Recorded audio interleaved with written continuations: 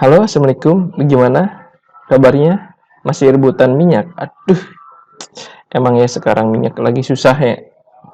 Oke, jadi di sini saya mau cerita. Sebetulnya, eh jadi sebelumnya saya tuh udah main ya ke Tokopedia Tower dan ketemu sama orang dalamnya langsung. Memang tidak banyak sih yang disaringkan. Jadi kita hanya fokus ke algoritma produk aja. Gimana produk yang bagus itu terjualnya efektif gitu ya. Nah, sebelumnya mereka mengajarkan gitu ya. Oh, sebelumnya saya tuh dikasih ini notebook sama Tokopedia-nya langsung ya. Merchandise-nya Tokopedia. Nah, jadi ini bukti bahwa saya sudah pernah ke sana. Oke. Jadi mereka menjelaskan dulu sebelumnya apa itu CR atau CR ya, conversion rate. Nah, conversion rate itu tingkat keefektifan penjualan. Nah, rumusnya itu terjual dikali 100% dibagi terlihat atau terjual dibagi terlihat dikali 100%. Nah, bagaimana di hasil efektifnya? Nah, hasil efektifnya tuh dinilainya kalau conversion rate-nya itu lebih dari 50%. Jadi semakin besar CR-nya, conversion rate-nya, maka semakin efektif. Nah, apa sih yang membuat si produknya ini terlihat? Apa sih yang membuat produknya ini? Nah, jadi kalau misalkan banyak yang terlihat saja, tapi tidak banyak yang terjual, berarti itu iklannya kurang bagus. Nah, tapi kalau banyak yang terjual dibanding yang terlihat, gak mungkin ya. Jadi pastinya tetap yang terjual itu akan lebih kurang dari yang terlihat, tapi setidaknya tidak kurang dari 50%. Kalau kurang dari 50%, itu berarti iklannya kurang efektif. Oke, apa aja sih yang bisa menentukan katanya untuk menaikkan algoritma si Tokopedia-nya?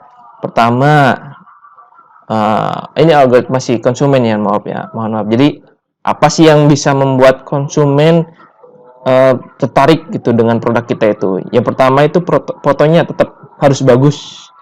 Nah, foto-foto RSO itu juga kan udah bagus tuh foto-fotonya ya. Nah, jangan sampai diambil fotonya itu dengan screenshot. Nah, kalau screenshot kan otomatis kan kualitasnya juga berkurang. Nah, lebih baik download aja langsung dari WA atau dari Google Drive atau dari Facebook juga bisa ya. Nah, nanti di-upload fotonya sebagus mungkin. Ya, jangan sampai yang burik di-upload. Kalau mau foto sendiri juga boleh, tapi harus bagus. Terus deskripsi harus jelas. Nah, ini deskripsi ya. Banyak yang saya perhatikan ya, fotonya memang udah oke gitu ya. Tinggal upload aja itu menggampang ya. Kadang ada yang kreatif dikasih bingkai. Jadi ketika orang scroll di Tokopedia kan banyak produk tuh. Ternyata ada bingkainya. Ternyata bingkainya tuh warnanya tuh norak. Misalkan warna merah atau warna kuning gitunya. Jadi orang tuh set gitu berhenti apa nih gitu ya. Nah, itu kadang-kadang ada yang kayak gitu juga gitu ya. Nah, selain itu deskripsi ya. Di deskripsi penjualan. Nah, kadang-kadang yang nggak jelas gitu. Jadi malas asal-asalan gitu ya. Jadi cuman diisi yang penting-pentingnya aja. Nah, deskripsi ini harus sejelas mungkin sampai orang tidak tanya lagi. Nah, jadi kan ada dua tipe pembeli tuh. Ada pembeli yang expert, ada pembeli yang expert, ya, maksudnya pembeli yang smart buyer. Jadi mereka tuh udah tahu gitunya, udah sering belanja dan sebagainya. Terus ada pembeli yang awam. Nah, mereka belum teredukasi gitunya, dan belum sering belanja kayak gitu. Jadi mereka harus sering dijelaskan kayak gitu, harus jelas gitu. Jadi kita harus bisa meyakinkan dua itu, pembeli expert dan pembeli awam. Nah, pembeli expert ini kadang mereka bisa tahu mana penjual yang memang niat ya dan tidak kayak gitu. Nah, bisa dilihat dari deskripsinya, terus dari fotonya. Kalau fotonya yang diuploadnya sedikit, cuman satu doang kayak gitu, itu kurang meyakinkan. Terus di deskripsinya doang, deskripsinya kalau sedikit itu juga tidak meyakinkan kayak gitunya. Jadi si sama pembeli yang expert ini bakal kebaca. Terus pembeli awam apalagi gitu ya, mereka ya yang nggak tahu gitu ya. Jadi makin nggak tahu makin males nantinya. Nah, 20% orang tidak akan beli produk karena deskripsinya jelek katanya itu ya. Tujuan produk deskripsi adalah untuk menjawab pertanyaan pembeli.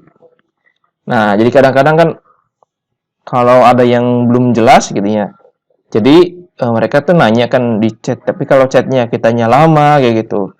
Jadi mereka keburu kabur. Nah, sebelum itu mendingan gak banyak nanya, ya udah dijelasin di deskripsinya aja selengkap-lengkapnya biar mereka nggak nanya, biar mereka langsung beli dan transfer.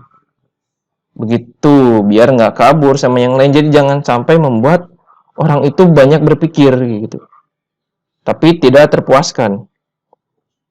Nah, selanjutnya tentukan informasi yang akan disampaikan. Nah, jadi ini si produknya itu sebetulnya mau dijual ke siapa? Ikutinya. Contoh kita sajadah safa ajanya. Itu mau dijual kepada siapa? Itu kalau ditanya kayak gitu ya, bisa banyak. Mau dijual ke anak-anak muda yang lagi ngerantau, berarti nanti deskripsinya juga copywritingnya bisa diarahkan. Nah, ini cocok banget buat kamu yang lagi merantau, untuk orang tua kamu dan sebagainya, bla bla bla bla. Jadi disentuh perasaannya. Nah, tapi kalau misalkan kita pasang nih produk Safa yang gift ya, ternyata waktu itu momennya lagi Ramadan, ya udah deskripsinya juga di custom gitu. Jadi hampers Ramadan atau parcel Ramadan kayak gitu. Terus bisa juga di deskripsinya ini ditujukan ke suami atau istri. Berarti kan deskripsinya tuh nanti ini cocok banget buat hadiah istri dan sebagainya gitu. Banyak orang kadang nyari di pencarian Tokopedia itu random gitu ya. Ada yang udah tahu produk kita, berarti nyarinya langsung gitu. Tapi kalau yang belum tahu, mereka akan mencarinya itu sesuai tujuannya mereka untuk apa. Misalkan untuk hampers, untuk parcel, untuk hadiah orang tua, nanti diketiknya tuh biasanya hadiah orang tua, hadiah suami, dan sebagainya kayak gitu ya. Jadi bisa jadi orang tuh kan datangnya dari channel mana aja. Nah, jadi nanti kita bisa upload sajadah safa tuh bisa namanya itu bisa berbeda-beda. Gak apa-apa, sajadah safa tuh ada kita upload pakai namanya sajadah safa ala RSO-nya, terus ala targeting yang tadi namanya tuh kayak misalkan hampers atau hadiah orang tua kayak gitunya dan sebagainya. Jadi gak apa-apa, satu produk bisa upload beberapa kali. Jadi seakan-akan banyak pilihan kayak gitu ya. Nah,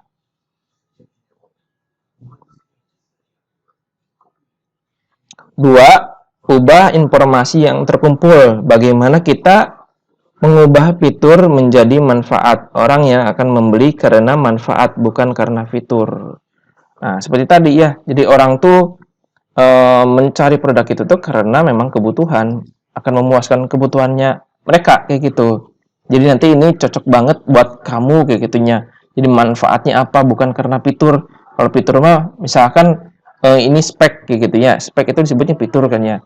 Ya, kalau fitur kayak gitu mah orang juga bisa banyak yang bikin kayak gitu ya. Bisa jadi produknya sama, speknya sama, tapi karena kitanya menunjuknya ke lebih ke hati kayak gitu ya, bisa jadi produk kita yang dipilih kayak gitu ya. Misal contohnya kerupuk kayak gitu ya. Ada yang kerupuk umum, tapi ini ada kerupuk yang beda, misalkan ini ditujukan ke mie ayam. Nah, pasti kalau yang penyuka mie ayam pasti bakal ngejar kerupuk itu kayak gitu ya. Udah lebih spesifik kayak gitu ya. Nah, jadi seperti itu. Contohnya kayak teh sekarang tuh ya. Ada yang namanya itu teh pucuk kayak gitu ya. Ya semua teh itu udah dipucuk pastinya. Tapi dia membranding sendiri bahwa dia tuh teh pucuk harum. Jadi akhirnya teh botol sosro tuh sekarang brandingnya kalah sama teh pucuk karena dia tuh targeting kayak gitunya. Jadi segmennya mantep gitu ya. Jadi produknya segmented. Oke, terus selanjutnya memakai watermark akan meningkatkan trust pembeli. Maksudnya kalau pakai tulisan tuh watermark kayak nama toko kita, misalkan di bawahnya di fotonya kita edit gitu ya, misalkan rumah sajadah atau sejadah cantik atau apa kayak gitu ya. Nah, dikasih nama sesuai nama toko kita di gambarnya, ditambahin lagi. Itu bisa meningkatkan kepercayaan calon pembeli kayak gitu. Jadi seakan-akan fotonya itu punya kita kayak gitu. Bukan hasil nyolong atau gimana kayak gitu. Terus selanjutnya respon cepat. Ya, itu sudah pasti ya. Respon cepat apalagi tokonya yang sering dibuka, nanti kan di Tokopedia itu kan ketahuan tuh dia aktifnya berapa kapan kayak gitu ya. Nah, biasanya orang-orang itu pengen cepet gitu, cepet responnya dan pengen yang memang segera ditanganin. Jadi oh ternyata aktifnya baru nih gitu ya. Jadi dia tuh tahu ini toko ini aktif dan ada penjaganya, kemungkinan produknya akan segera diproses kayak gitunya. Terus packaging menarik, ya udah pasti itu packaging kita kan sudah menarik ya. Oke, terus harus pakai AIDA. Nah, AIDA itu attention, interest, desire, dan action. Nah, supaya pembeli cepat membeli dan menarik. Dan nggak pakai nanya, karena dijamin pembeli baca deskripsi, kayak gitu ya. Nah, AIDA itu attention gitu, jadi menarik perhatian. Jadi kayak misalkan kayak, woi gitu, coba lihat sini kayak gitu, stop kayak gitu. Jadi orang-orang tuh ketika scroll kayak gitu ya, itu berhenti di produk kita dan setidaknya berhenti dulu aja gitu. Terus ada interest itu ketertarikan. Oh apa nih? Kenapa saya harus berhenti di sini? Ternyata, wah produknya bagus nih gitu ya. Misalkan kayak tadi lagi scroll tuh dia tuh berhenti karena ada bingkai yang norak itu tuh.